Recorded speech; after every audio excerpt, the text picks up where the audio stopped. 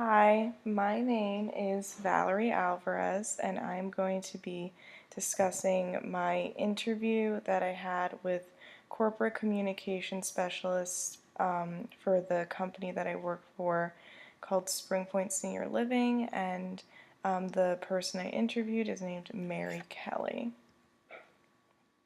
So the interview topics I'm going to be focusing on today are job expectations, platforms, meaning the platforms that were used or that Mary Kelly specifically discusses that she utilizes in order to communicate with the public and other stakeholders, and then just some other key points that she discusses. So starting off with job expectations, so she, as I said, is the corporate communication specialist for Springpoint Senior Living. And she has been working in communications for 15 years. And for the last about 5 years, she's specifically been in the healthcare industry. And she talks about how her main function is to provide current and ongoing communication. Some of the things that are important to her are to deliver information in an appropriate, politically correct manner and in a really user-friendly manner that people respond to and are able to follow. Social media is a very important part of the job of a corporate communication specialist simply because they have to be in touch with trends, with what social media is appropriate from what message you're trying to use.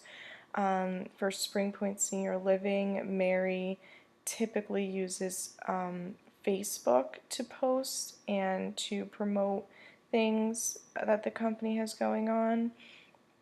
But she is definitely looks at platforms such as Instagram, Twitter, LinkedIn, and others that kind of fall under that category.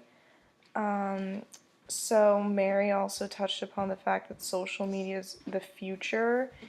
These are her words, the future of distributing not only healthcare information, but all information and updates that organizations wish to share with their audiences. Just based off of this program in general, I definitely think that that's an accurate statement that I can stand behind because so much of what we learned has just talked about how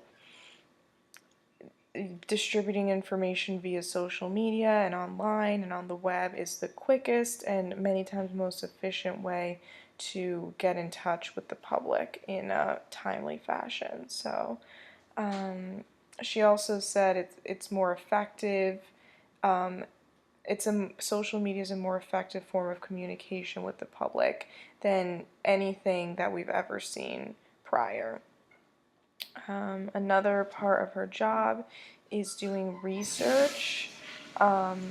She needs to be able to stay, as I said earlier, stay on top of trends, know influencers in the industry, and be able to have knowledge of, any new platforms or developments that might come around that would make it easier or would reach an audience better if she was utilizing that. So that's why research is really important as well.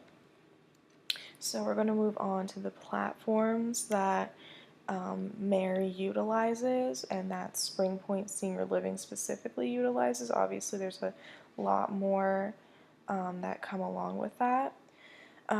So Reputation.com is kind of a database, if you will, of all of the engagement that the social media posts that Mary is promoting gets. So Reputation is a really great tool for someone in Mary's position because she's able to manage the platforms.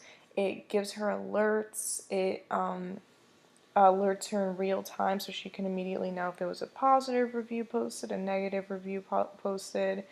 And since those alerts are given in real time, it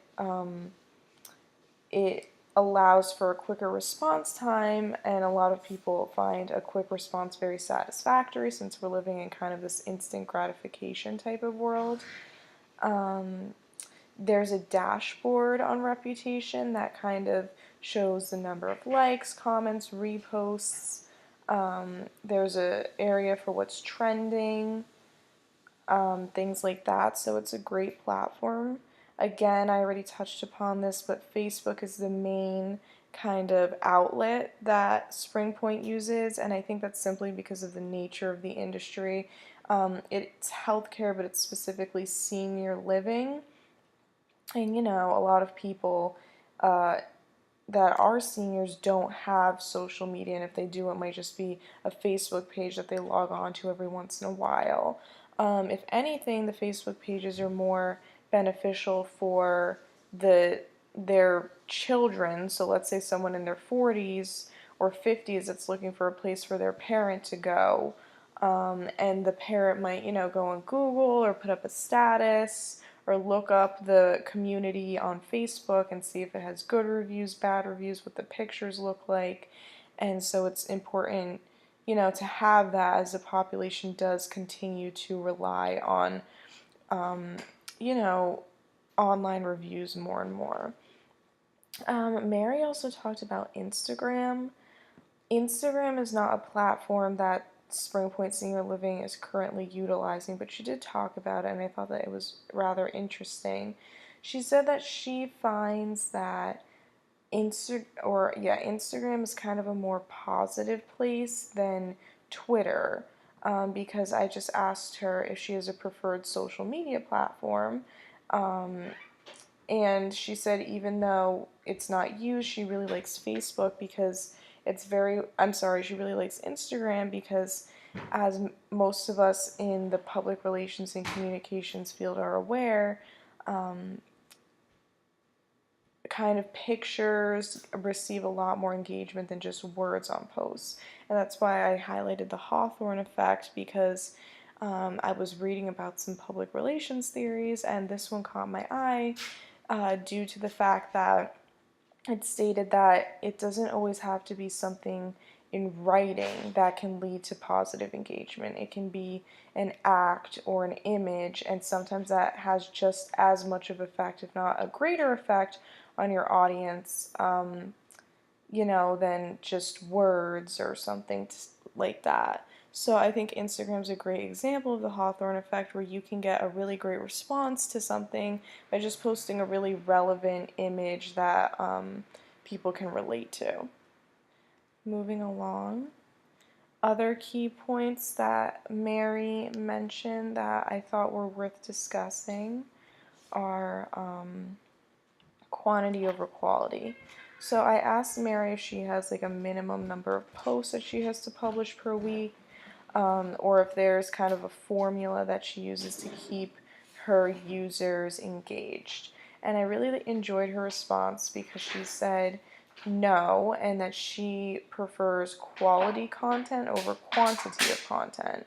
And she said specifically in healthcare, it's important that posts are informative and useful to the audience, and that she tries, especially in healthcare in general, it's important to, really stick to relevant news, articles, updates, health breakthroughs, and things that are going to help your business seem more legitimate and reliable. And she also said that she doesn't want to just give people fluff. She wants to give people really good content. So I thought that that was an interesting thing that she went over. And then again, she talked about researching trends and staying up to date with trends. She said that it can be challenging to keep up with trends just because there is so much out there on social media. There's really limitless, endless outlets and blogs and videos and posts, and it can be challenging to even sometimes know who your audience is. So that's why the role of a communication specialist can be challenging. And some ways that she stays engaged are simply by doing research.